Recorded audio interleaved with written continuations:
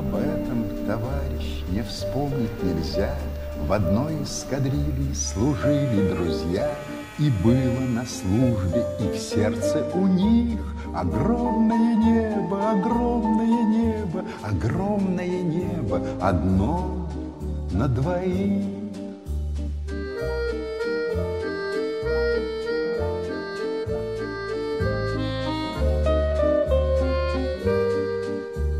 Летали, дружили в небесной дали, рукою до звезд дотянуться могли. Беда подступила, как слезы к глазам. Однажды в полете, однажды в полете, однажды в полете мотор отказал. И Мы его вот уже после гибели стали, что он там работал. Ну так, летает самолет. У них, ну что, это учение у них, значит, они полетели. Так самолеты, ну, я говорю, да что ж тебе, да низко так, они так свистят эти мии. Он вот так, кругами, вверх-вниз, да что ж тебе, кому что здесь так махаешь крыльями, вот так прям. Вот он как нос, вот так над нами, сюда их нет, ветка проходит. А вот когда у него вот годовщина, ой, сколько здесь самолетов.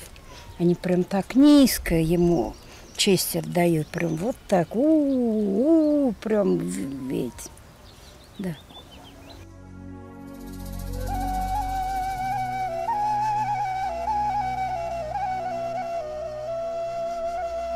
Весна 2016 года. Наша группа прибыла в Липецкую область из Ингушетии для съемок кинофильма о генерале авиации, командире местного авиацентра Суламбеке Сусаркуловиче Асканове, как раз накануне установки нового мемориала на месте его трагической гибели. Погода никак не могла установиться. То тучи небо заволокут, то солнце на несколько минут появится, и все, как везде, будто и не менялось уже много-много лет. Прошло уже как-никак почти 25 лет, как его и нет-то среди нас. А вот надо же, с кем бы мы ни заводили разговор о герое нашего фильма, все говорили о нем только в превосходной степени. То ли действительно такой уж человек он был, то ли помнят о нем исключительно порядочные, положительные и благодарные люди. Так что же это такое, было наше удивление? Неужели же ничего такого, что могло бы свидетельствовать о каких-то недостатках этого человека, за что можно было бы зацепиться и говорить о какой-никакой интриге или же конфликте? Если бы ингуши больше, кроме Сулымбека, никого не родили, не воспитали, не подарили стране, авиации, Кавказу, больше никого, кроме Сулымбека, и то могли бы гордиться, что это большая нация, что вот этот человек. Почему? Первое. Его ласково называли все в авиации Сергей Сергеевич. Сергей Сергеевич. Я никогда не видел такого обходительного, мягкого, доброго, чистого и мужественного. Ну, один бывает мужественный, но грубая мужская сила. Другой бывает обходительный, интеллигентный, красавчик, все, но нет мужского начала.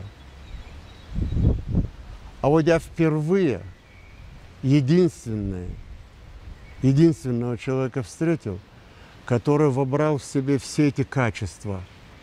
Обходительность, повторяю, ласковое отношение, услужить любому человеку, тем более старше бы мы жили вместе, доброе и вместе с тем мужество.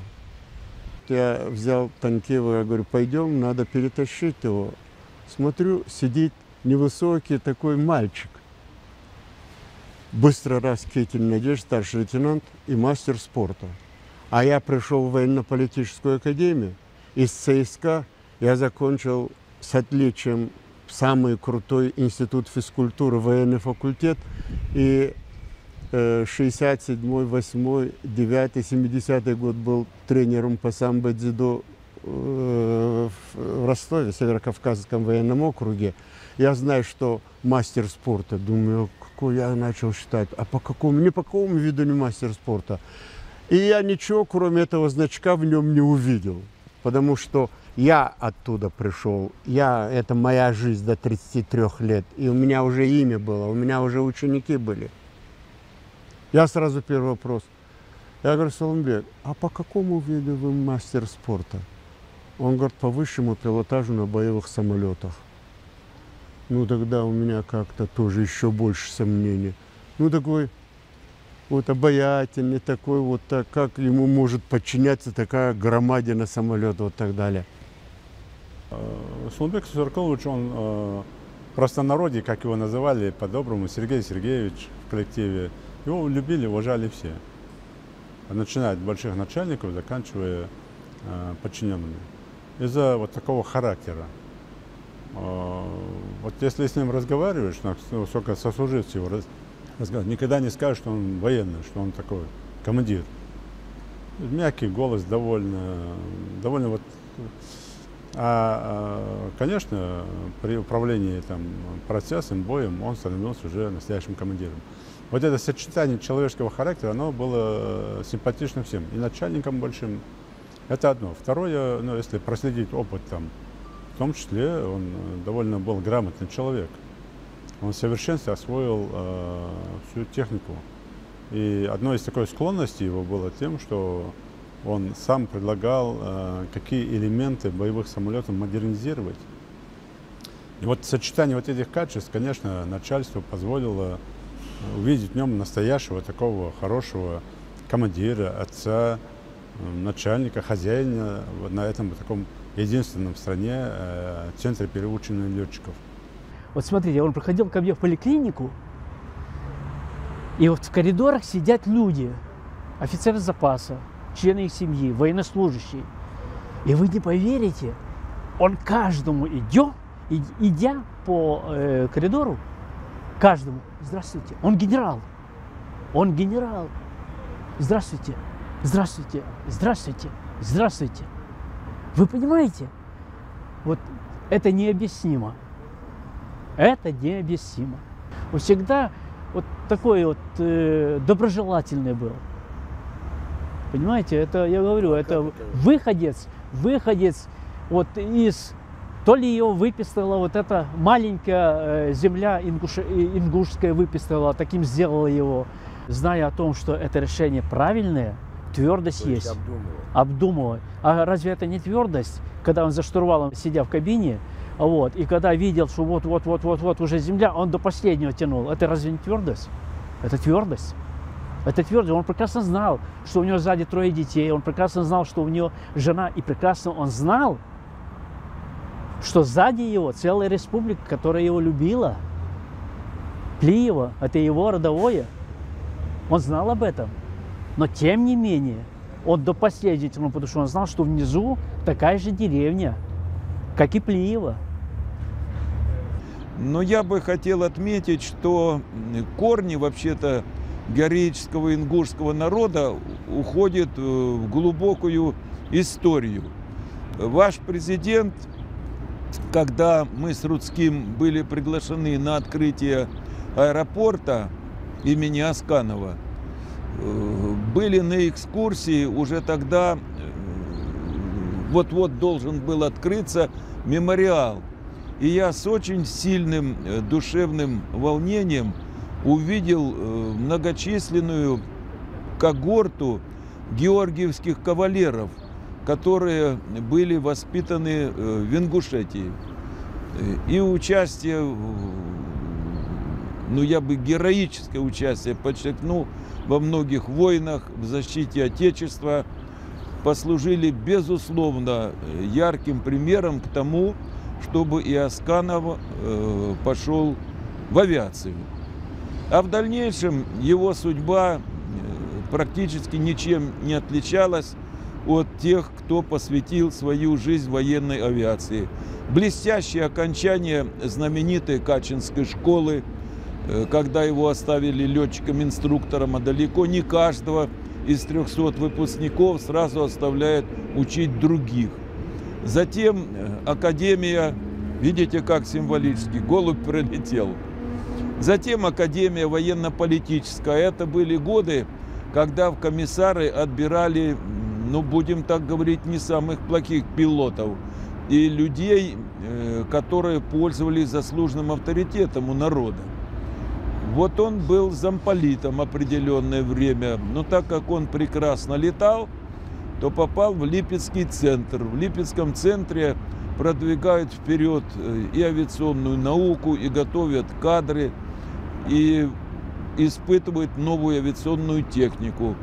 Вот там к нему в подчинение попал Александр Владимирович Рудской, который до сих пор испытывает глубочайшее уважение к Асканову. Теперь перейдем, наверное, все-таки к трагедии. Ну а тогда, в феврале тяжелого года, ситуация у нас в стране была очень сложной, с Дудаевым, с разделением республики, с этими северокавказскими конфликтами. И 7 февраля произошла тяжелейшая трагедия. Вы мне говорили о том, что уже многим все известно, но я думаю, что далеко не все. И многие товарищи выдают сейчас те события, как будто они были активными их участниками. Я вам расскажу то, как воспринималось мною, как главнокомандующим военно-воздушными силами России. Проблем было очень много, и вывод войск на совершенно неприспособленную территорию. Это было скорее бегство, нежели цивилизованный вывод очень мощных группировок. Были проблемы с выплатом денежного содержания. Офицерский корпус всячески в желтых средствах массовой информации предавался анафеме. В общем, служить в тот период было непросто. И в этот как раз тяжелый день, 7 февраля, произошла ночью очередная трагедия. Вице-президентом к тому времени у нас был летчик, герой Советского Союза Рудской, очень популярный, авторитетный гражданин и профессионал в своем деле. Мы, как у вас на Кавказе говорят, оседлали самолет и вылетели вместе с братьями и с родными на место трагедии. И вот этими вот руками мы вместе с ними и с Рудским доставали нашего высокоуважаемого, заслуженного военного летчика Российской Федерации. Он к тому времени, Суланбек, уже был удостоен этого высокого звания. Ну, во-первых, в этот день, когда он погиб, 7 февраля, 18:21, мы с ним сделали 2 полета над аэродромом. Вот эти выполнения. И ночной у нас вылет был парой. Опять ночью парой лететь на воздушный бой. Он сел первый, и у него самолет был быстрее. Его заправили, а мой нет. Он подходит уже как-то говорит: Николаевич, ну, ночь есть ночь. Какой там парой? Я давай сам, а ты потом полетишь, там решим. Ну и все, он взлетел, пошел в зону на воздушный бой. Я взлетаю, мне говорят: иди в 5-ю зону. Ну, для меня первый как-то сразу, почему 5-я зона? Нам надо в 6-ю. Ну, это 5-я.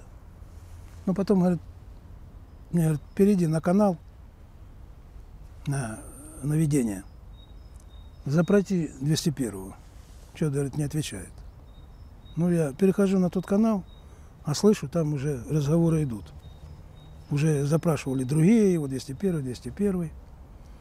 Ну, я уже чувствовал, что-то случилось. Пришел в зону, мне говорят, там, снизься до 600, я снизился, или в облаках. И потом так вот прогал какой, не прогал, а я смотрю, ореол стоит в облаках. Я говорю, здесь какое-то освещение, говорю, не знаю что. Ну, что дальше пролетел, смотрю, это Хворостянка горит. Я говорю, ну, это населенный пункт. Ну и все. Ну, у меня, ну, запроси. Ну, запрашивал, естественно, нет. Ну, вернулись, потом, грубо говоря, стало понятно даже в те времена сразу, что случилось. Только если бы связь, то, что сказали, что пропала отметка, вот в этом дальность такая-то, азимут такой-то его.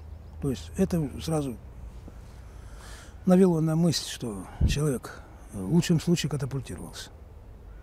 А что там, пока не знали. Я до сих пор не могу понять. Во-первых, у него всю дорогу дана левая нога.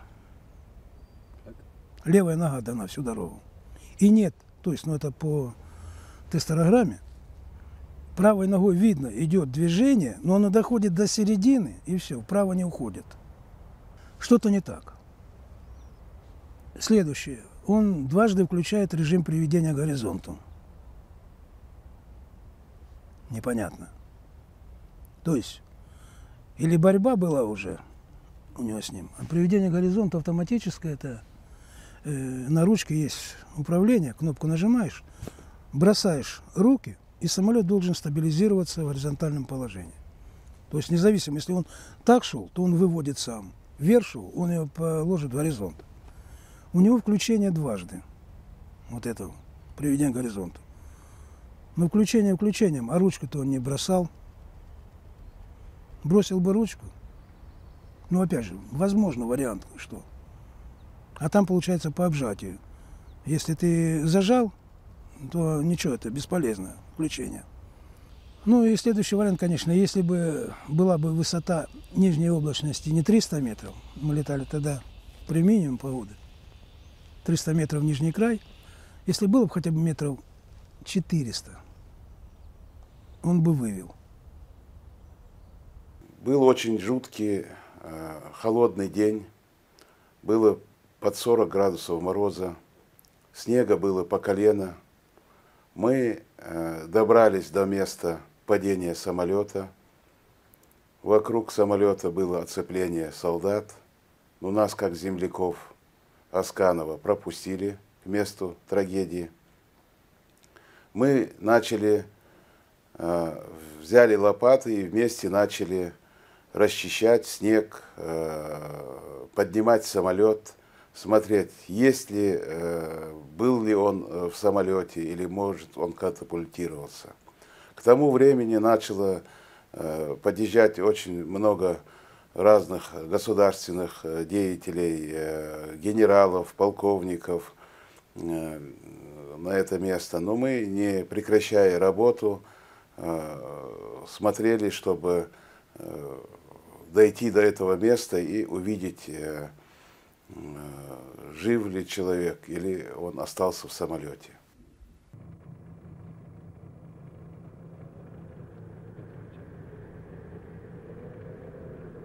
На утро после катастрофы 8 февраля 1992 года на место падения самолета Асканова из Липецка и Москвы прибыли высокие чины. Вице-президент Российской Федерации, генерал Рудской Александр Владимирович, некогда служивший под командованием Асканова, генералы Дейнекин Петр Степанович, командующий военно-воздушными силами России, Аушев Руслан Султанович, земляк погибшего, ну и многие другие официальные лица. Всех, конечно, интересовало одно: что же произошло накануне ночью? Что с пилотом? Почему отказал самолет?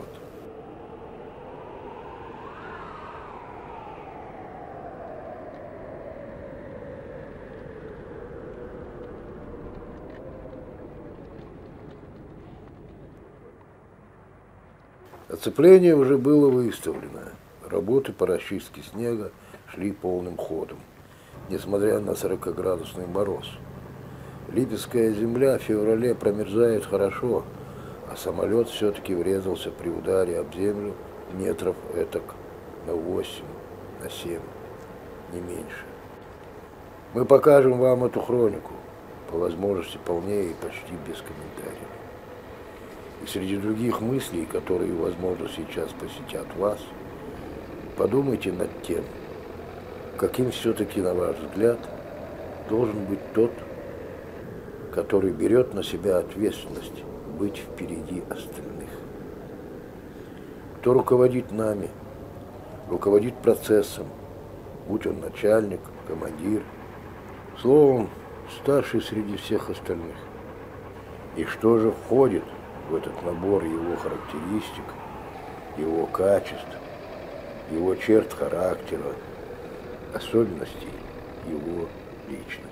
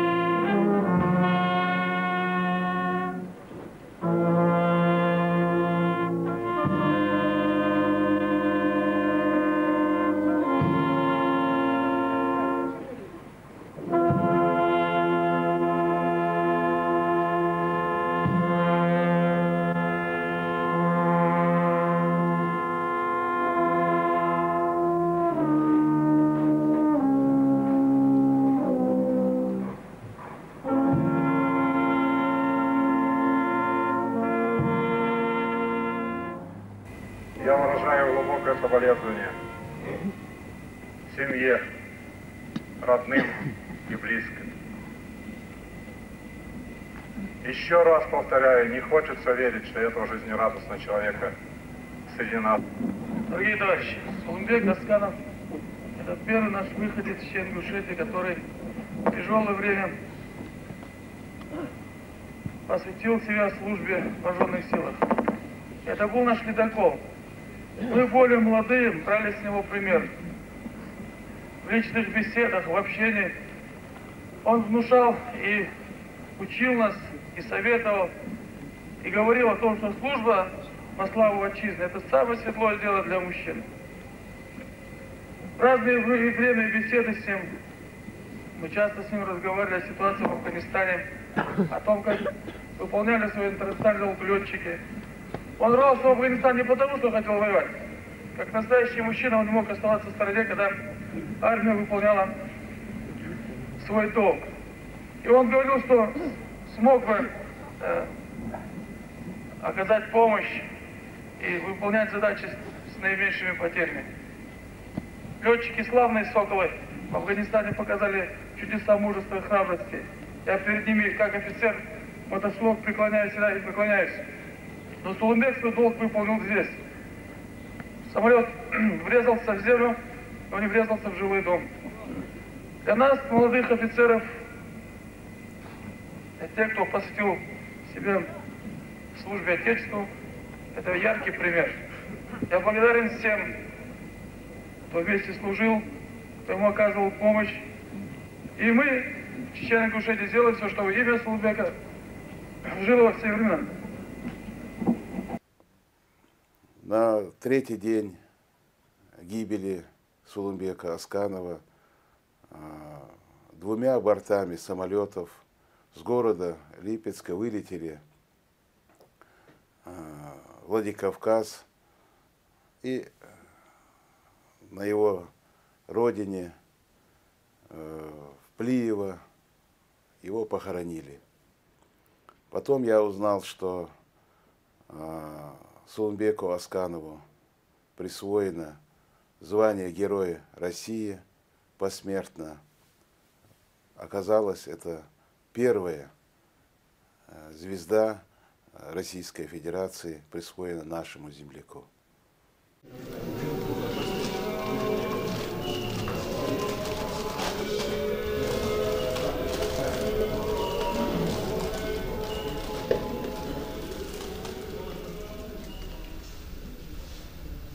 Это зависит от воспитания.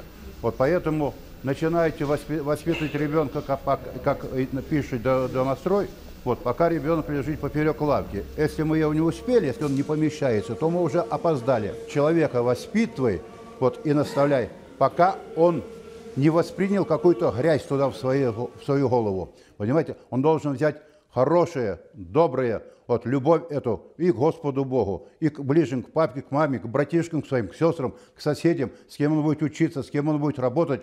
Ту женщину, девчину, которую замуж возьмет, или девчина, за кого замуж, это должна быть любовь. Вот. Что такое любовь? Это пожертвовать ради этого близкого человека самим собой, понимаете? А ведь таких их много. Много людей-то. Ну, во-первых, он исполнил заповедь Божию возлюбить ближнего своего, как сам себя, вот, и военную присягу, вот, защитить. И он знал, что под самолетом его находится вот эта хворостянка находится, там вот это, понимаете, козелки или куда-то. Он мог с этого самолета оставить самолет эту, понимаете, технику и катапульт сделать, катапультироваться. Но человек пожертвовал своей жизнью ради спасения вот этих хворостянских жителей. У него не было вот каких-то таких вот внутренних амбиций по принципу «я такой, а кто вы?». Понимаете? И вот, очевидно, вот исходя из этого все исходило, что с людьми он был вот такой. Он был с ними наравне. Он с ними одинаково говорил. Он где-то вот здесь с ребенком он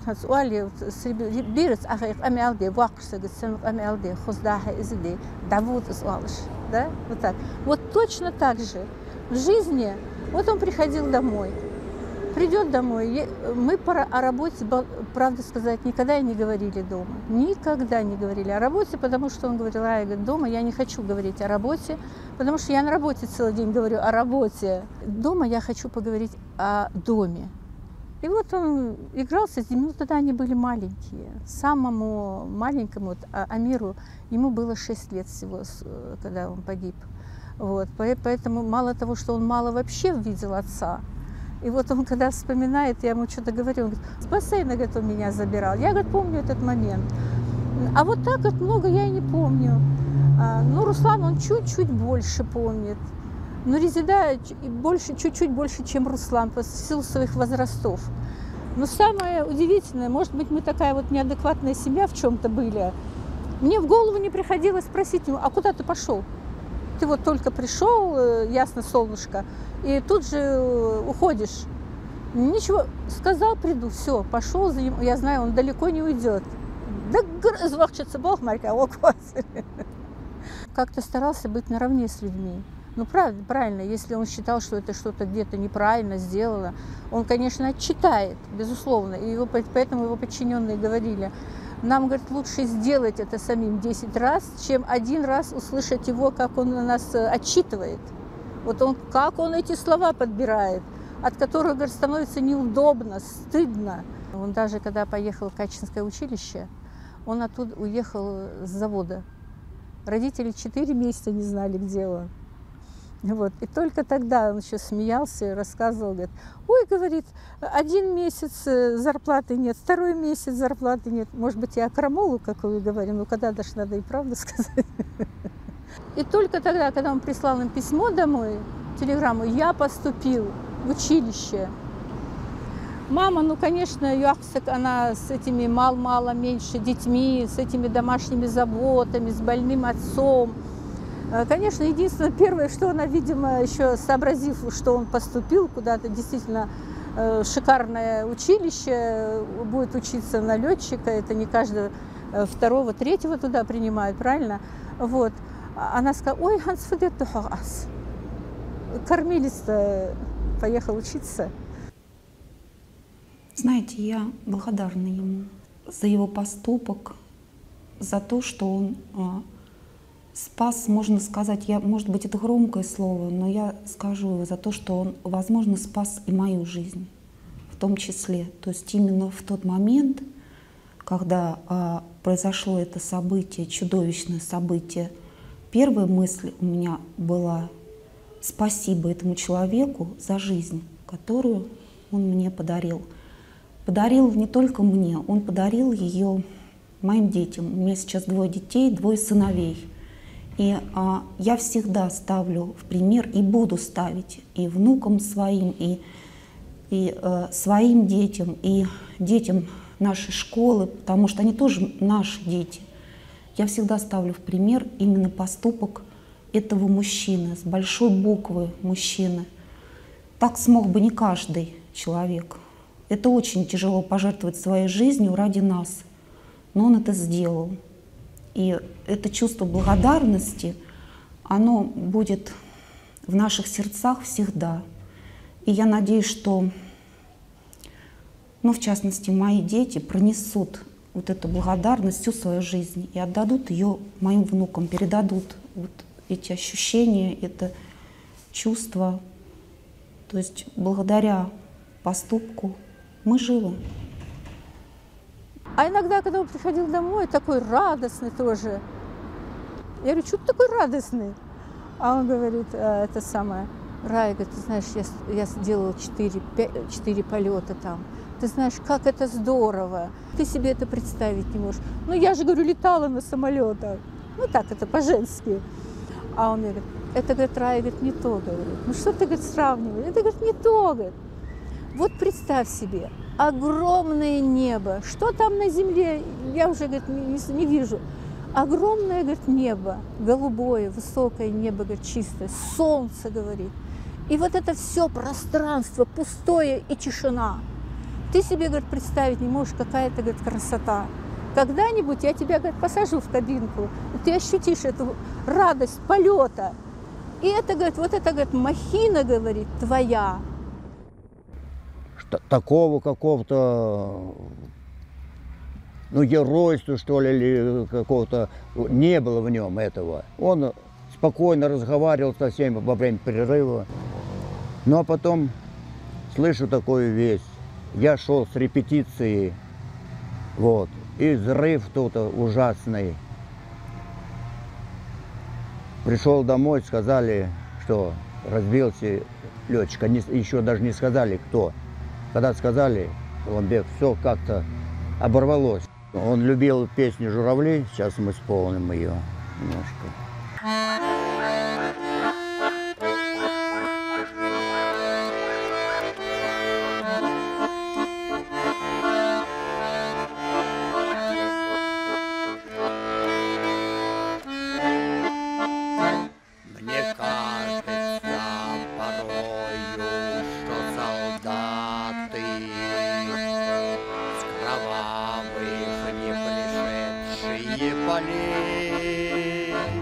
Не в землю нашу полегли когда-то,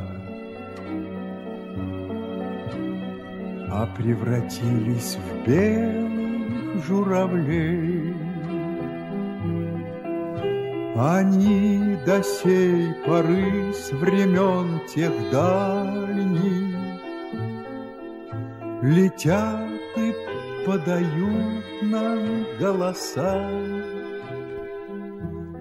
Не потому так часто и печально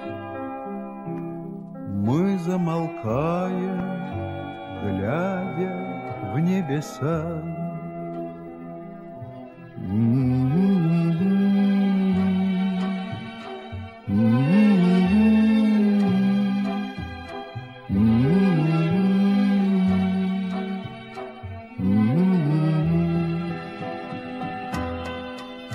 Летит, летит по небу Клим усталый, летит в тумане на исходе дня. И в том строю есть промежуток малый.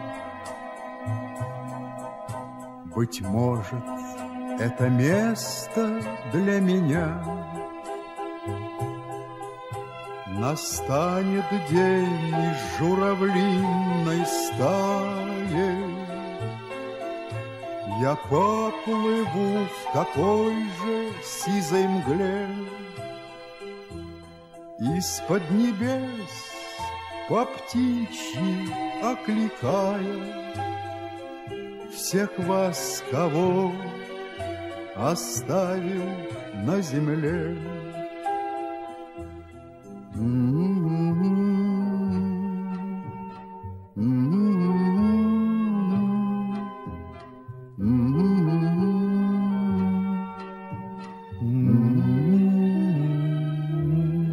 Асканов был, сейчас признан такое, есть выражение, небожитель.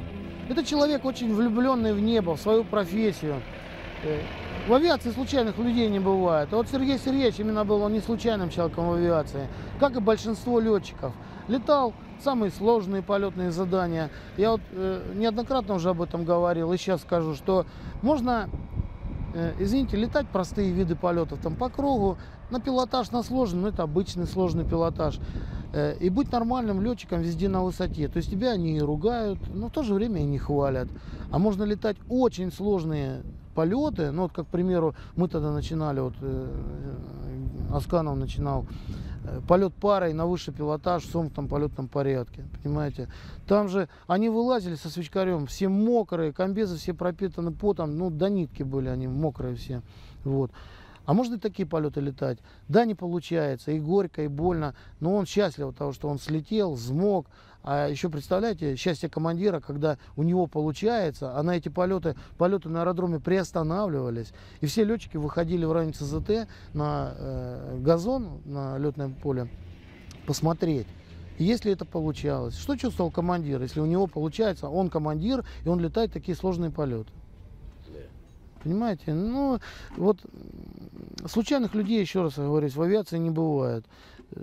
Вот по себе. Больше чем уверен, что Асканов такой же, как и я. Я, вернее, такой же, как Асканов. Как правильно сказать, не знаю.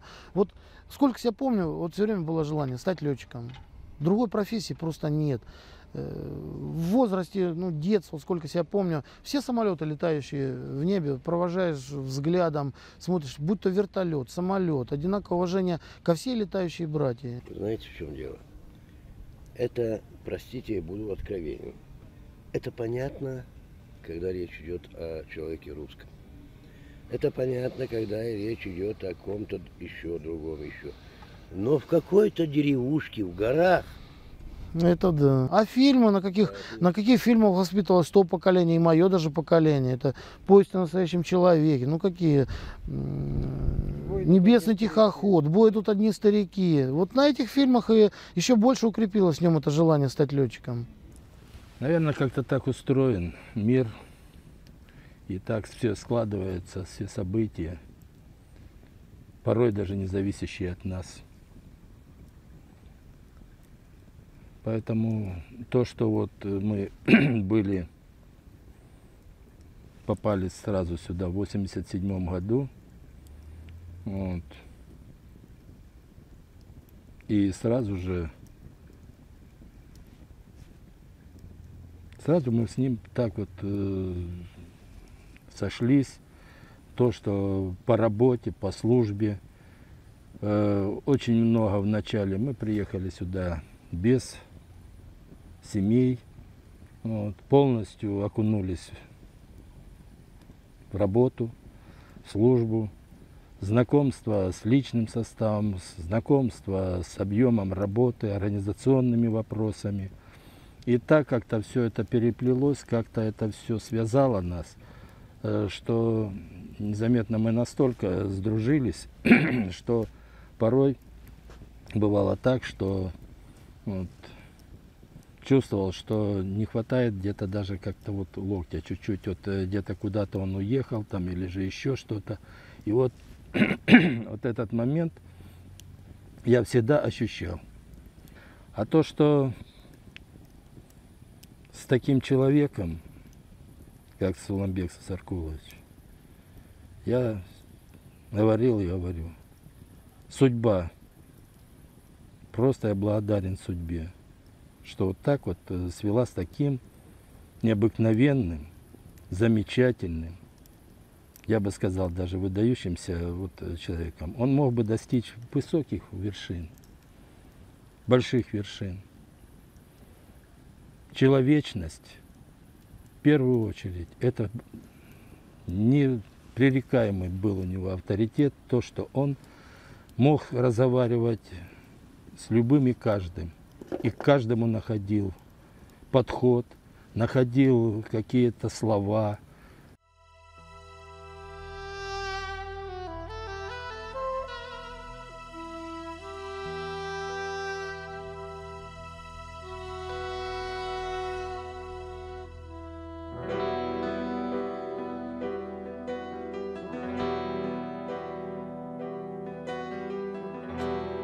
Ocakçıla bıtı Kerdi barts ettaraqı Habonal qistaçı Suyurta kaşmışkı Sıbaşır gobbalı Şiil şabes saraqı Xoq xerçıcı xannaçı Dottagı degaşkı داغل عاجلها ضدغ بحرحة خطل رقير جمو مسيقى حيدر حخي لسقب الخليج داغل عاجلها ضدغ بحرحة خطل رقير جمو مسيقى حيدر حخي لسقب الخليج مقيز قيد رحال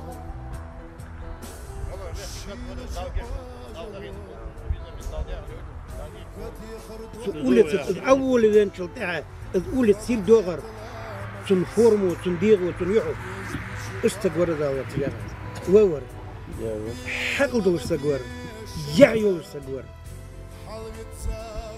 بيتزا واقواتش تن вот تن ديغو تن ديلا دول جوردا حنفو در خور تنا сакщин حتى مش خوش ورد вот это вот присутствовало у него вот это вот человеческое обаяние вот это вот у него присутствует должен سن قمل عادل استقوات صبر درس القمل شرط درس القمل نتن قمل حد ولد شيء حدا هو وقت ولدو بيزن بول اشت دا مت جنس غورس سقلتها شو لتا صفا ووريان شيء يرى مشتاق славный сын ингушского народа, всей страны, Сагмумария. Генерал-майор Ян, начиная от Качинского училища, с отличием он закончил Качинское училище, пошел дальше по ступеням, перепрыгивать цепь, он своими силами и знаниями пошел и пошел.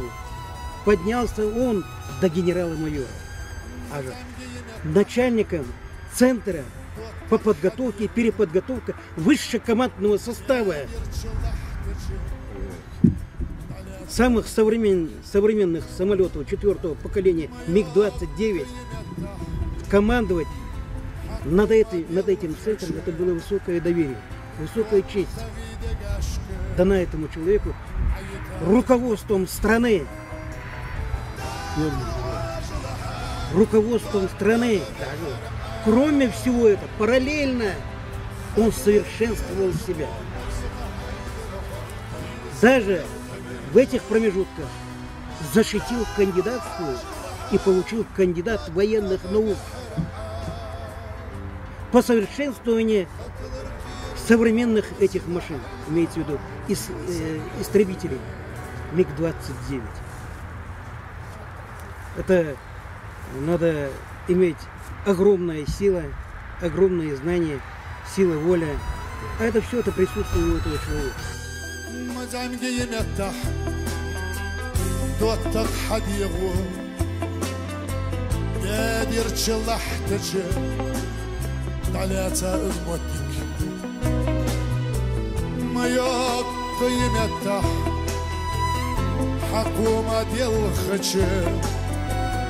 Tot tagide gaşkı Ayıta ızmotik Dağlı acılaha Tot tağı bihir'a Xadılır dirjmo Musiqa haydırha Xiyli sakbir xibir Dağlı acılaha Tot tağı bihir'a Xadılır dirjmo Musiqa haydırha Xiyli sakbir xibir Maqizi qaydırha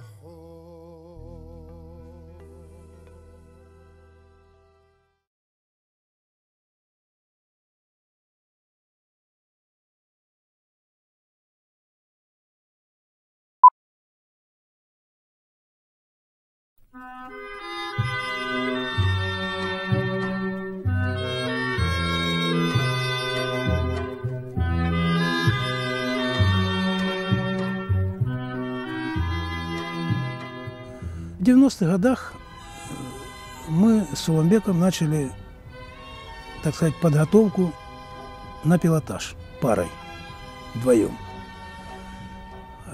Но шло это не то, что с трудом, а с напрягом. Дело в том, что в 1986 году погиб Петр Васильевич Шелганов у нас здесь на аэродроме, на показухе.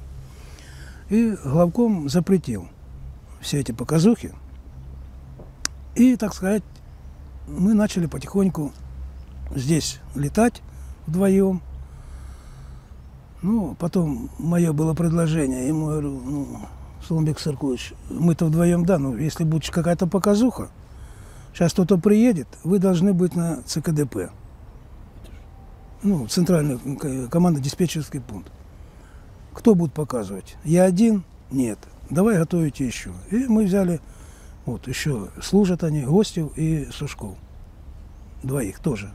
Парни, они молодые были, они тоже, знал он их еще по Венгрии, они в Тёкеле служили, а потом сюда попали. И параллельно мы их готовили. Провезли, сами нас никто не провозил, некому, и никто не знал, что это такое.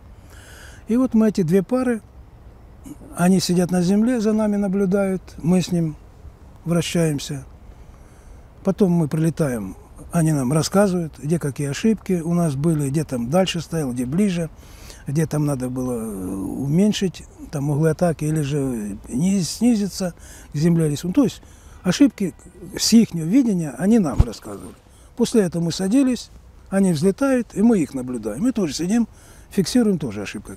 Ну, то есть мы, так сказать, методом наработок своих и ихних вот подошли к такому, так сказать, две пары. После этого, значит, появились, ну, уже были Су-27, и они начали звеном тоже, типа нашей программы, но у них она немножко была не такая пара, все-таки можно пилотировать более интенсивные пилотажи. А на Су-27 уже так-то не покрутишь. Во-первых, это четверка, и машина-то, считаю, в 2 раза тяжелее, сложности были. И вот это пошло у нас, то есть мы начали. После этого в 91 году уже было шоу здесь. Придумали, то есть у нас уже были одиночки были на МиГ-29, на Су-25 пара, на Су-27 четверка, потом на Су-24 прошли уже четверка, и там потом кое-что показали. То есть уже что-то у нас получилось. Ну и приглашали уже с Москвы, официально все было. И это прошло авиашоу на ура. Весь город был там. То есть, ну, вот это пошло. Но мы, как таковые, Соколы России, не дали это огласки тому, что мы вот есть. Но есть и есть. Нас приглашали везде. И в Екатеринбург летали, и в Ейск летали, и в Самару летали, и в Горький летали. Ну, везде, то есть мы были. Но официально, как стороны такой. То есть, если москвичи улетели куда-то, а где-то какое-то мероприятие, то мы как нас затыкали этим, типа, вы туда слетайте, покажите кое-что. Ну, то есть вот так пошло. И вот сейчас вот собираются ребята 16 июня, уже дали заявку, и в Главкомат позвонили министру обороны узаконить группу нашу «Соколы России», чтобы она была официальная группа. И пошло исчисление, то есть, ну, не с того, как мы начали, там, в 90-х годах, а получается, вот ей будет где-то 25 лет. Вот в этом, то есть, с 91-го года группа, как она вроде начала образовываться. Ну, и родоначальники были как раз вот Суланбек и я. Его отец, мой отец, оба участника войны были. Он и в одной и той же организации до конца, до пенсии проработали. Это нефтепромысл. Да, Бейбот, да, Бейбот. Он возглавлял Карабулакское управление буровых работ. И оператором был отец Суланбека Сусарко. Очень уважаемый, спокойный, уравновешенный человек. Это очень тяжелое время было. Село обыкновенное. Все вернулись с Казахстана, с Киргизии, то есть Средней Азии. И самый восстановительный период, когда народные белхи, люди строили саманные дома, маленькие, большие тогда не строили. У них очень многодетные, обыкновенная сельская многодетная семья, 12 человек у них. Он племянник Евлоевых с нашего села, мама его. И поступил в Грозненское ремесленное училище. Среднее образование. Там в Киргизии получил. Кстати, Киргизии. Я родился в Киргизии. Поступил туда. Потом, я помню, он поступил, летчиком будет. Летчик, даже дети. Потом начали говорить, кем будешь? Мальчик говорит, начал, летчиком буду. Все летчиком. Это сенсация была, летчиком. Военное училище, Качинское, там никто не умел говорить. Потом закончил он, и праздник был такой родовой. Родственники приехали, их, мы все, праздник был, народный гуляние, праздник. Лейтенант офицера получил, и тут же, я помню, слух пошел, остался там же инструктором. И потом уже быстро по стопам, отлично. Там он показал себя, за границей, Германия, Венгрия, потом Академия, Москва. Он, конечно, тяжело было. Он был, вот будучи он за пределами республики, района, образцом у него и все правила, правильные правила человека, ингушского молодого человека, вот это был эталон. Достойно. Мы его ждали, молодые, когда были. Год раз он на месяц обязательно приезжал домой. Приезжал, и вот эта фамильная площадь Аскановых, там несколько улиц, мы в нижней части села Плиево, там всю жизнь там жили и живем. Вечером старики, как во всех селах, скот встречается, с пастбища возвращается, встречается, там Пайгат у нас называется. И Сулубек останавливает далеко машина, которая его везет домой. Он по друзьям, по родственникам, то в райком партии, то в Грозный, его везде же. Это месяц ему не хватало времени, везде приглашали. Он очень уважаемый был человек, простой человек был. Вот так и любое мероприятие. Я помню тот период, это в Грозном, когда выбрали нового впервые секретаря обкома партии коренной национальности Завгаева, на пленум приехал Сулумбек, поздравил его, весь рост стал.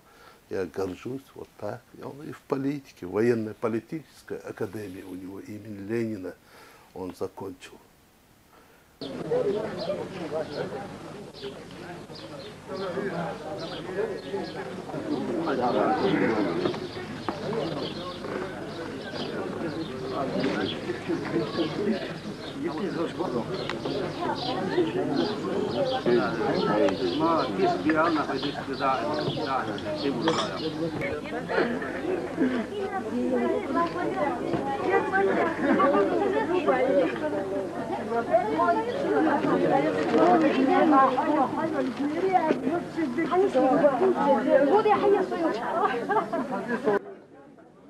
В апреле 1989 года я позвонил Сулумбеку Саркуловичу в Липецк, чтобы поздравить с долгожданным для всех ингушей и чеченцев присвоением ему воинского звания генерала авиации.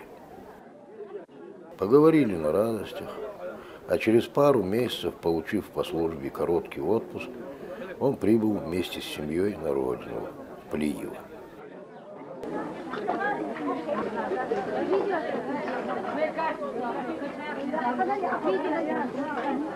До этого звание полковник было для наших офицеров-военнослужащих как потолок.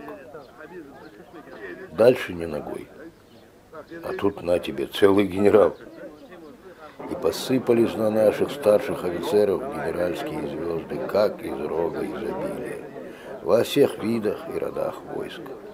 А тогда, когда письмо приходило там от благодарности от части, ну, по селу ходила мать, там, и всем показывала, не говоря же про боевое знамя, возле фотографии развернуто боевое знамя.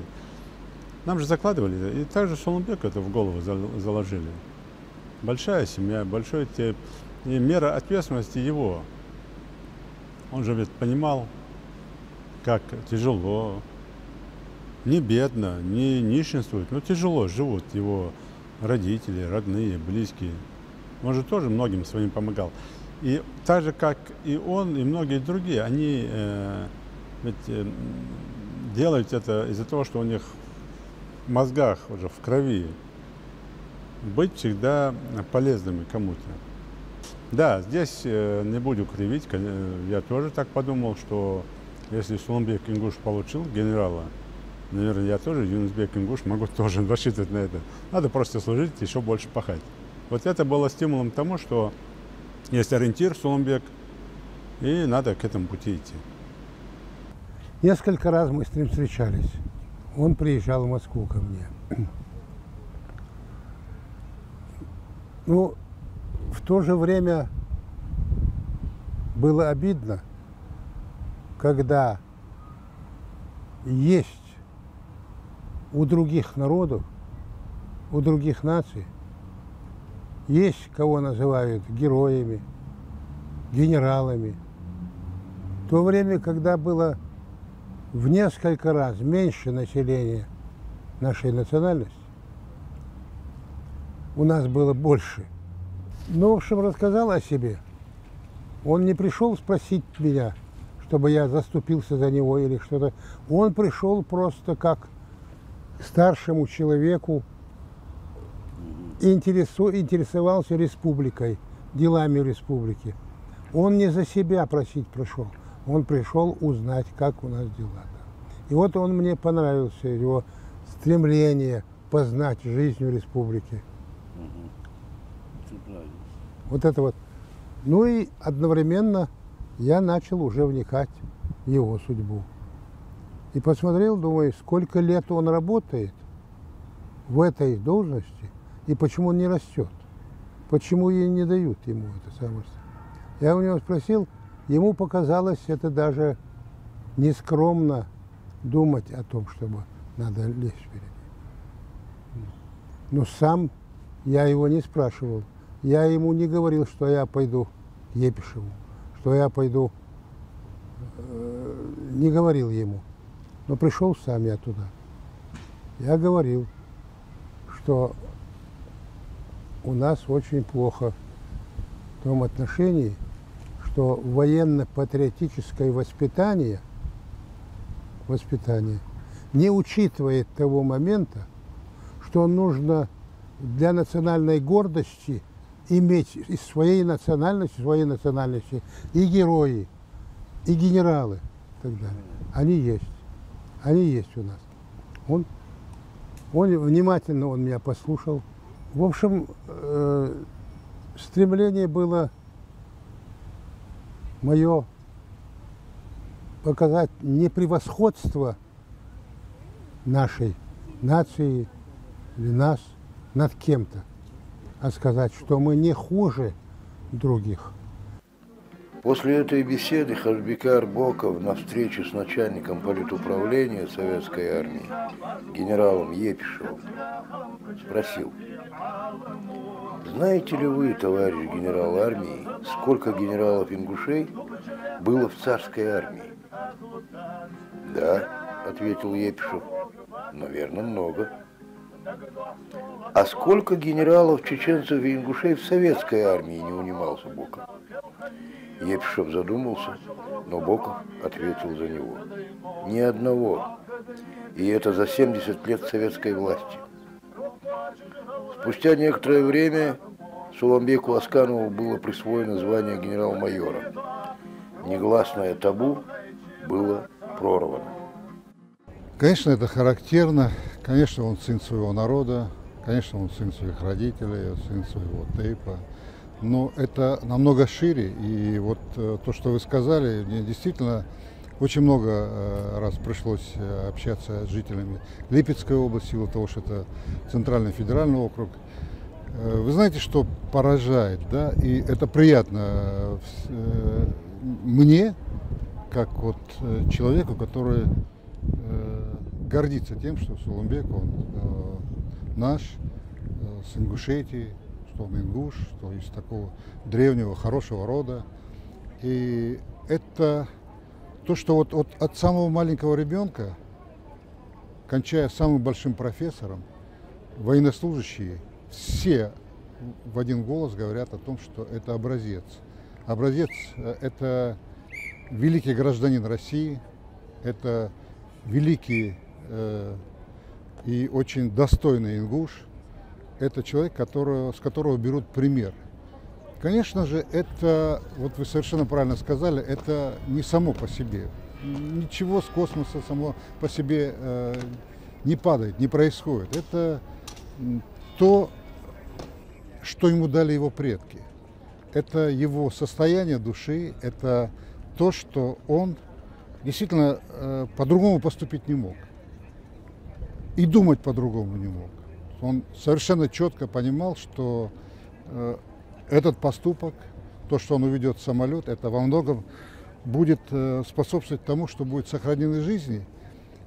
И вне зависимости, что произойдет с ним дальше, потому что могла и быть и другая ситуация, может быть, он и катапультировался бы, но вне зависимости. Вот об этом как раз-таки он не думал, о том, он думал, как спасти людей, как показать, что это действительно элита, что он командир самых элитных воинских подразделений, это самый лучший центр нашей страны, это образцовый, и что он один из высочайших профессионалов, действительно, это мастер спорта по высшему пилотажу, это летчик-снайпер, это ученый, это мужественный, решительный человек, который действительно в этот момент по-другому и не мог поступить.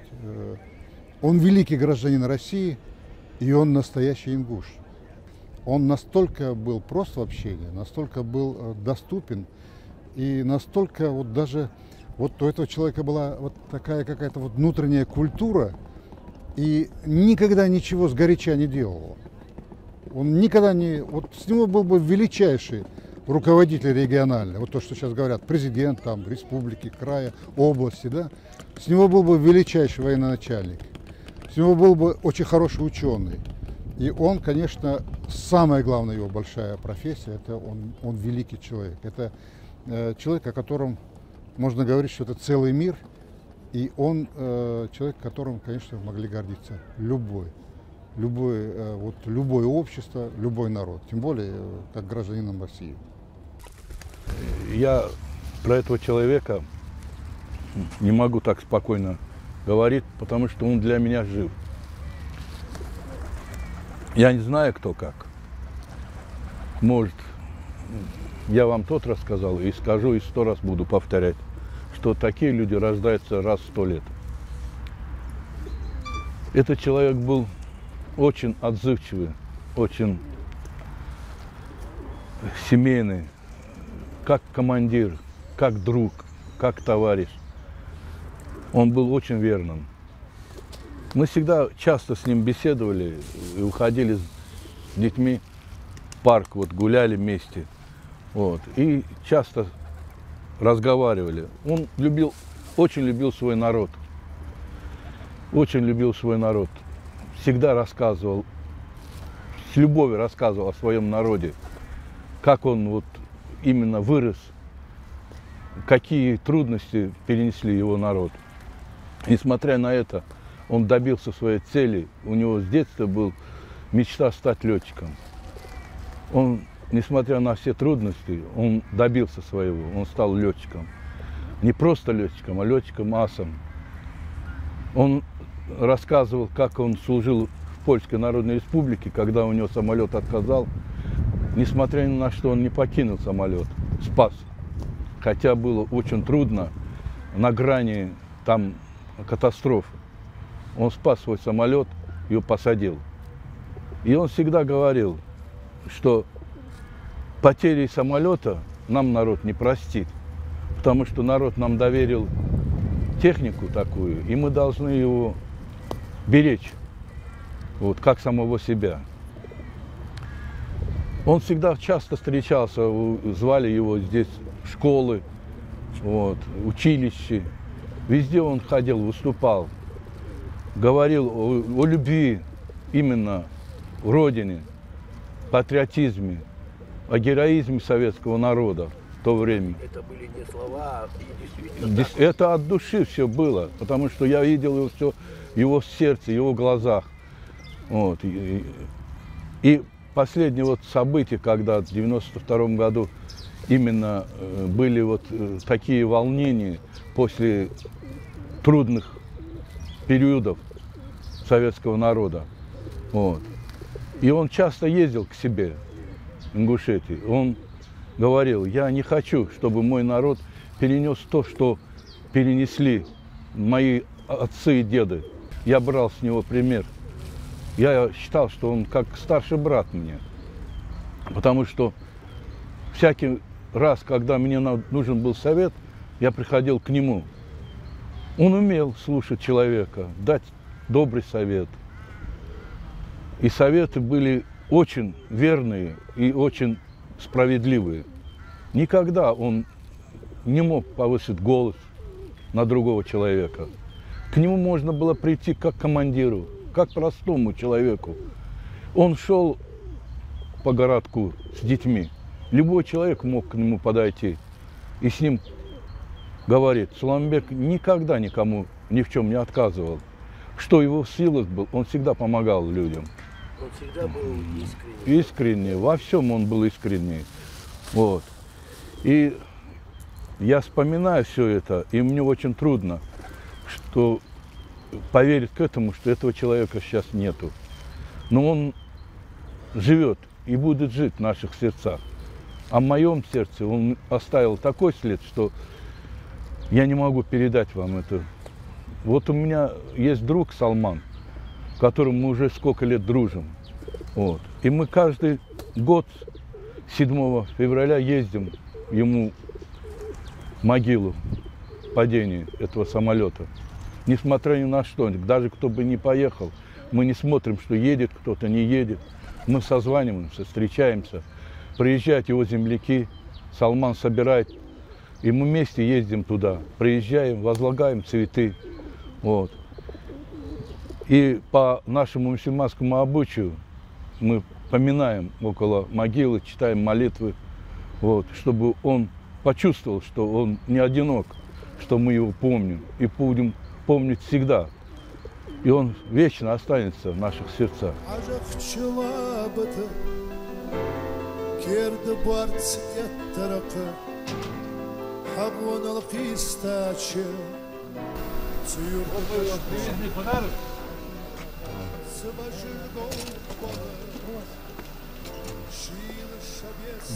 Так, Антон Павлович, от наших земляков год вашего 75-летия, от благодарных земляков, герой России, генерал-майор авиации Суламбек Асканова, дарим вам вот этот аккордеон, баян. Возьмите и пользуйтесь. Огромное спасибо. Будем всегда помнить. Спасибо вам большое. Попробуйте, как сыграйте.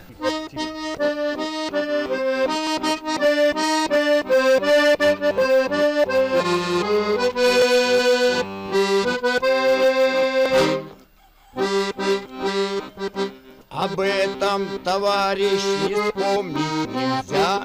В одной эскадрилье служили друзья, и было на службе у них огромное небо, огромное Бодряс, Алкас, Цаберцин.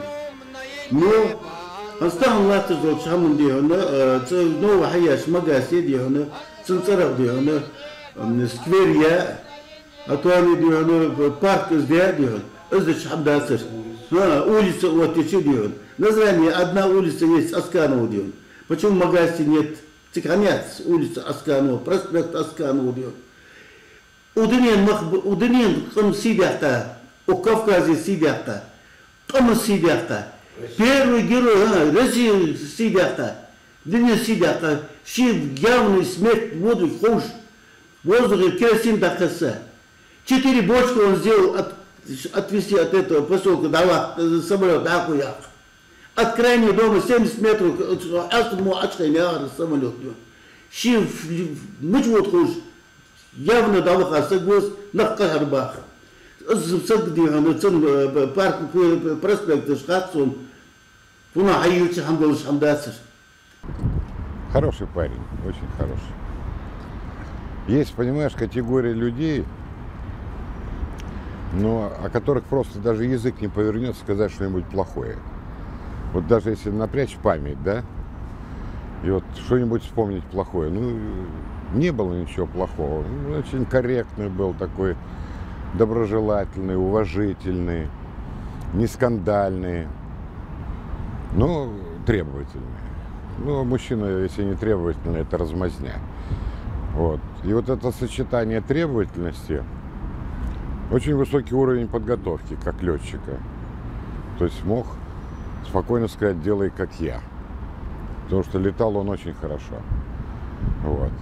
Там же существует определенный порядок, когда выходит какое-то время, надо проверить пилотаж по приборам, вот, пилотаж, ну не пилотаж, а полеты согласно курса боевой подготовки, вот, проводится проверка уровня летчика. И вот мы друг друга проверяли, а кто еще с нами полетит. Бобровский уже не летал, начальник центра, поэтому я знаю, как он летал, а он знал, как я летаю. Вот. Поэтому, знаете, только вот в памяти очень добрые и хорошие воспоминания. Потому что я всегда говорю, профессия – это уже второе. На первом месте сам человек. Как он себя ведет в обществе, как он относится к людям, как он относится к товарищам. Если здесь все позитив и плюс еще и профессиональный, высокий уровень профессиональной подготовки, это вообще идеально. Хотя идеальных людей в природе не бывает. Мы все делаем ошибки. Вот, ну, по крайней мере, я не знаю ни одной ошибки со словами Суланбек. А когда это случилось, ну, у него был шанс катапультироваться. Ну, что такое катапультироваться над городом? Откуда ты знаешь, куда самолет упадет? Поэтому он тянул до последнего и упал уже с углом 70 градусов в огороды в конце города, там, где частный сектор. Поэтому, как говорят у нас у русских, царствие ему небесное. Он никому плохого ничего в жизни не сделал. И самое главное, в конце своей жизни он совершил настоящий мужской поступок, подвиг. Я уже говорил, он мог катапультироваться. А потом, как жить, когда самолет бы упал на дома, где живут люди. Это... Поэтому, я скажу, он обладал высокой силой воли и ушел из жизни настоящим мужчиной. Я помню вот этот январский вот зиму, когда его привезли на родовое кладбище в Плиево, когда прилетело руководство страны, когда вице-президент Рудской, и был губернатор Липецкой области, была очень большая делегация с Липецкой области. И вы знаете, мне кажется, я уверен, что вот настолько эти люди были расстроены, настолько они переживали, настолько... Я помню, что вот губернатор Липецкой области, он снял, на нем была такая большая шапка, он ее снял, и слезы. Мы сами виноваты в том, что мы забывали и забываем своих героев. Дело не в том, что он герой от того, что звезду героя получил. Есть много героев, которые не имеют звезды героя. И я довольно серьезно изучил эту тему. Я пригласил экспертов именно по этому направлению с Москвы.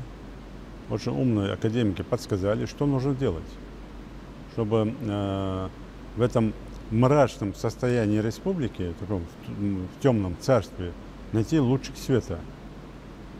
И они мне сказали: слушайте, вы сумасшедшие люди. Вот слова академика. Ингуши сумасшедшие люди. Я говорю, ну я знаю, что мы сумасшедшие, но вот не знаю почему. Объясните почему. Он говорит, как почему? Первый герой Российской Федерации, современной России, это ингуш. Я это узнал вчера.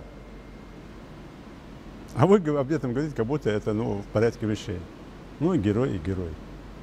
И он с таким возмущением, гордостью, академик, говорит, первый герой Российской Федерации, современной России, государства российского, державной России, ингуш. И вы на этом не делаете целый пласт военно-патриотического воспитания. Вот это ответ на ваш вопрос. И мы подумали, да, как это сделать. Мы же не зря назвали именем его аэропорт. Почему? Потому что это воздушные ворота республики. Он станет международным. И так его объявляют. И мы сделали специально, чтобы в самолете объявляли именно. Не просто аэропорт Магаз. Аэропорт имени первого героя Сулумбека Асканова. Спасибо, что и министр обороны пошел навстречу, и Генштаб пошел навстречу, и главком тогда еще военно-воздушных сил пошел навстречу. Мы провели хорошее шоу здесь, масштабное шоу в память о 25-летии подвига. Приехали его сослуживцы, генералы. Лично сам начальник летного центра прилетел сюда на боевом самолете Липецкого летного центра. И мы провели мероприятие в Липецке. И вот 25-летию подвига мы хотим, и спасибо, что пошли сами Аскановы навстречу. И Исраил Асканов взял на себя все расходы с сыном Сулумбека. Они вдвоем это все делают. Я только там свои капризы там по поводу проекта, там красиво, некрасиво, высоко, хорошо, чтобы было масштабно. Если делать, чтобы это было масштабно. И власти липецкие пошли навстречу, губернатор лично, большое ему спасибо за это. Следующая власть должна также готовиться и к 30-летию подвигу, и к 40-летию, и к 45-летию. То есть это должно быть постоянно. И не только по Сулумбеку, по всем нашим героям, по всем нашим патриотам, которые... Тогда мы не будем в забвении. Поэтому я на этом примере, хоть и долго это говорю, я хотел бы сказать, что если вы увидели, там, мы буквально за 5 лет подняли огромный пласт того, что уже забылось. Посмотрите, мы установили, и буквально вчера наш представитель Миржоев Герехан в Волгограде сообщил мне, что еще 3 фамилии участников Сталинградской битвы, погибших там, включили в список. А у нас в 2012 году только плита появилась с ингушскими фамилиями. Вот представьте. И здесь опять же, вот потому что я хотел сказать, там где-то плотину мы прорвали, нам нет. Просто нам самим это не нужно было. Кто нам запрещал добиться того, чтобы там наши фамилии были также с другими погибшими нашими? Никто не мешал. Но сейчас они все фамилии в 2012 году есть. Смотри, война когда закончилась, когда мемориал поставлен там, Мамаев курган, и когда фамилии появились в 2012 году. Пискаревское кладбище. Кто нам мешал? Хоть один человек нам сказал, нет, этого нельзя делать. Да пожалуйста, ребята, молодцы. Брестская крепость, кто нам мешал? Мы там сделали. Курская битва, кто нам мешал? Мы там поставили. И сейчас наши земляки, и в многих местах они ходят, это все показывают, там ложат цветы, дуа читают, мавлид читают. Они, и главное, что всем показано, что есть ингуши, которые воевали с другими народами, с фашизмом или с другими врагами нашего Отечества. Это надо не Сулумбеку. Это точно уже Сулумбеку не надо. Это надо нам, живым потомкам. Это надо подрастающим. И те, которые сейчас через 100 лет родятся, это им надо. Мы все закончили с отличием. Мы все уважаемые люди там это были. И вообще что-то в жизни добились. Но он все равно выше нас был по многим качествам. Вот я, например, знаю, что это надо сделать, что я приезжаю, вот это надо сделать, тому-то надо помочь. Я знаю это, что надо. А у него, у Сулумбека, это было в каждой клеточке. Он делал это автоматически. Вот он это делал. Он во всех отношениях выше был. Почему я всегда говорю, что если сейчас я историкам нашим говорю, если посмотреть древние наши корни и сравнить сегодня с Суланбеком Аскановым, мы найдем, откуда это идет. Вот сегодняшний Суланбек, он там, вот в древности там. Это наши гены, это наши корни оттуда идут. Показать им того витязя древнего нашего, ингушского, такого в шлеме, в латах, там, с мечом, с копьем, который никому не уступал и готов был пожертвовать собой. И сегодняшнего Суланбека Асканова уже на истребителей, который также, несмотря где бы он ни находился, готов пожертвовать собой ради других, не только своих родных, а вообще ради других. Поэтому, конечно, мы должны гордиться, мы должны видеть глубже вот этот сам подвиг Суланбека и понимать, что этот подвиг должен вдохновить очень многих. Не на подвиги, а на служение Отечеству своему, как Ингушетии, так и великой стране нашей России. Нас люди уважают. Не потому, что мы сами такие великие, не потому, что мы каких-то высот сейчас при жизни своей достигли, а потому, что он рядом был с нами. Вот в чем дело. Вот. Поэтому я на сегодняшний день, даже несмотря на то, что его нет рядом, хотя если бы он был бы рядом, это была бы совсем другая жизнь, все равно счастлива. И вот так вот до небес благодарна этому человеку, что он был рядом, что вот он себе позволил вот такой конец. Вот потому что я знаю, что когда как-то мы разговаривали с ним, он говорит, Рая говорит, летчик, говорит, который бросает самолет на земле, это, говорит, уже не летчик. Семье, детям Суланбека Асканова я бы пожелала огромного здоровья, крепкого здоровья, чтобы они могли прожить долгую жизнь и в этой долгой жизни воспитать не одно поколение, не только детей, внуков, и передать внукам и всем потомкам те чувства, которые, ну, пусть, к сожалению, они выросли без отца, но все равно в глубине души они знают, как он их любил, как он их любит сейчас, даже на небесах. И именно внукам и правнукам передать эту любовь через себя, через свои воспоминания. Я хочу поблагодарить их за то, что их отец спас многих людей. Это уже ангел. Настало время покаянное, разлука сердце обняла, а за железную оградою ждала ромашками порадовать земля, как праздничек нарядная, как память вечная светла.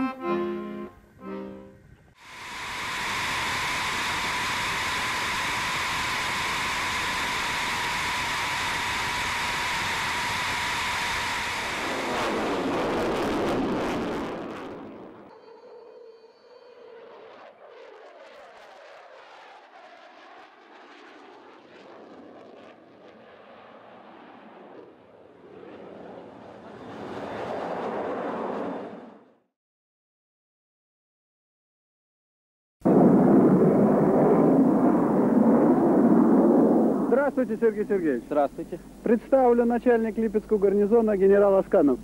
Сергей Сергеевич, вы летаете только по праздникам? Нет, я летаю постоянно, на двух типах, на МиГ-29, на Су-27.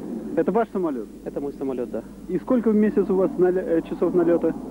Ну, в среднем год мы летаем где-то 200 часов. Сергей Сергеевич, вот такой у меня вопрос. Год где-то назад у нас делалось тайна из того, что к липецким военным прилетает американская делегация. И сегодня вот такое шоу, авиашоу. Не впадаем ли мы в крайность от сверхсекретности до сверхоткрытости? Не уйдут ли какие-то от нас такие секреты очень важные? Да нет, я думаю, что мы работаем в пределах разумного. Наши машины МиГ-29 и Су-27, они побывали уже за границей, были на различных выставках. Поэтому мы сейчас допуск, конечно, разрешаем определенной категории. населения. Ну, это, значит, в пределах, опять же, разумного. Значит, ни возможности, полностью возможности самолета, ни, значит, вооружения, ни прицельное оборудование. Об этом мы разговоры не ведем. Ну, а внешние данные самолета, аэродинамические возможности этого самолета мы вполне и пропагандируем, и рассказываем. Я думаю, что тут... А точно так же наши летчики знакомятся с техникой зарубежных стран аналогично на всех выставках, шоу. Поэтому это взаимный обмен, как мы называем. И следующий, ну это и праздник для липчан. Следующий такой праздник, это первый и последний, или же будет какая-то традиция? Нет, у нас в Липецке стала добрая традиция проведения аналогичных праздников. Мы ежегодно на День воздушного флота СССР, вот уже 4-й год подряд проводим выставки в аэропорту нашем гражданском с выставлением боевой техники. Ну, единственное, что мы там не производили наземного показа. Наземный показ провели, а воздушного не было. Но сейчас решили и воздушный показ провести. И зрители на военном аэродроме? Да, ну впервые практически, значит, большое количество. За 70 лет, наверное, да? Да, за 70 лет, пожалуй, впервые, когда мы разрешили свободный вход, въезд на территорию нашего военного аэродрома, для того, чтобы гражданские посмотрели, как мы живем, трудимся, чем мы занимаемся. Ну и поднимать авторитет профессии летной, привлекать молодежь. Вот в этом плане задумано вот такое проведение вот такой акции, значит, так, благотворительной, так, открытие службы социальной защиты военных авиаторов с одновременным улучшением взаимоотношений с местным населением. Ну и последний вопрос. Полет проходил нормально? Да, полет как обычно. Это наша работа, поэтому мы показываем то, что мы тренируемся, готовимся каждый день. Поэтому все по нормальной программе работает.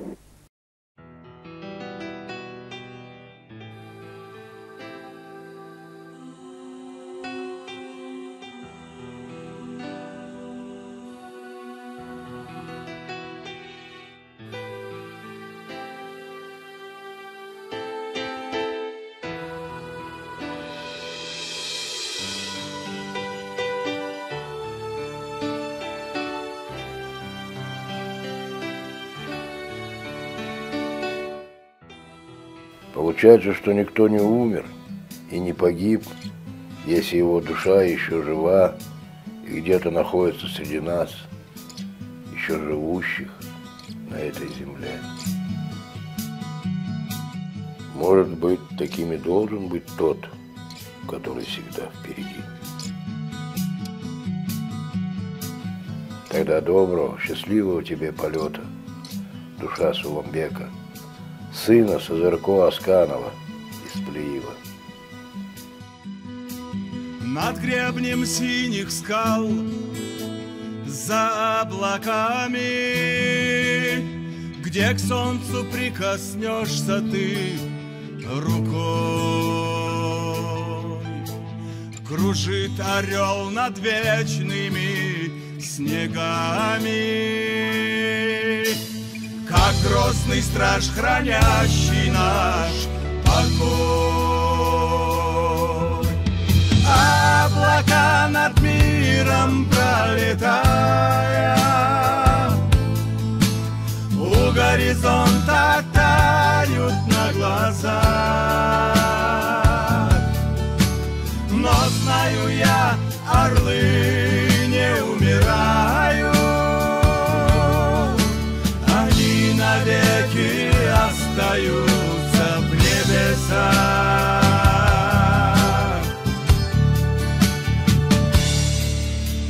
В последний раз едва махнув крылами, пронесся он в звенящей синеве, бросая нам свой гордый взгляд прощальный. Таким его запомнят на земле. Облака над миром пролетая, у горизонта тают на глазах. Но знаю я, орлы не умирают,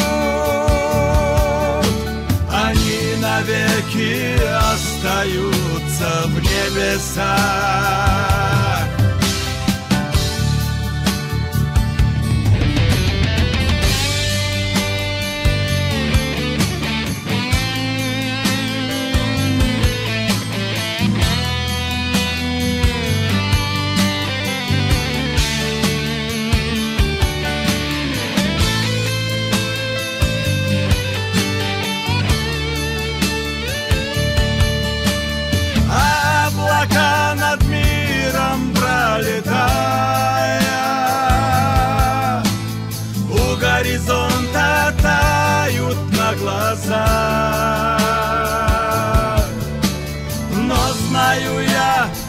был.